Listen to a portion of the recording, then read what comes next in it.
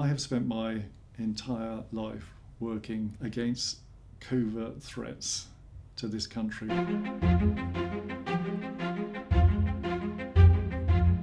And we are well equipped to do that, and we have powerful agencies across government and powerful friends and allies. And most importantly, we have our values, which we cannot relinquish under any circumstances. But we need to give ourselves the best modern chance for dealing with these issues. And a frustration for me, I'll be honest with you, as I dealt with this stuff, was the ambiguity. The ambiguity that existed legally around all of these issues, particularly as time went on.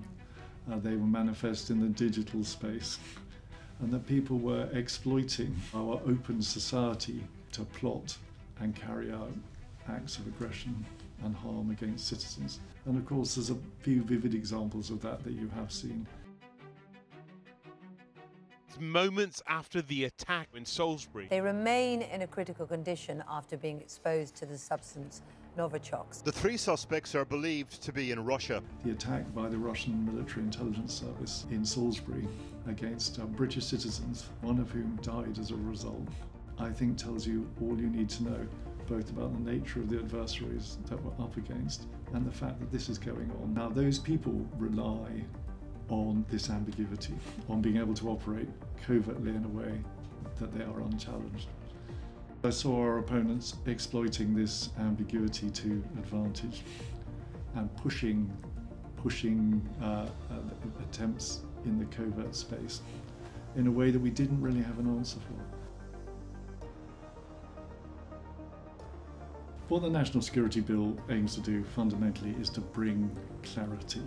If you're working in secret for a foreign power to damage the UK, you will be a criminal. And at the moment, that is not unambiguously the case. This bill is about introducing clarity. And I, as an experienced operator, know that it will have that effect. And it's why I'm really supportive of it. I was Chief of Station in Afghanistan, for instance. And there it's unavoidable that we put our young men and women in harm's way.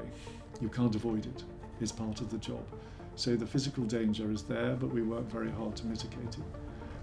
When it comes to legal danger, the threat of being prosecuted for doing something that is properly mandated by ministers and on the basis of the powers granted to the service, I don't see why our staff should be themselves put into legal jeopardy. And one of the welcome aspects of the bill is it resides that responsibility squarely with ministers, which is where it should be. Where we can deal with threats or issues that our staff should be exposed to, we should. What we're seeing now is increasing ideological division and by and large the rise again of threats posed by, for instance, authoritarian regimes who habitually use their covert services to propagate their interests. And if you look at, for instance, the Russian intelligence services, they explicitly don't distinguish between a state of war or a state of peace, or frankly, that's between domestic and international. It's one large space in which they are operating.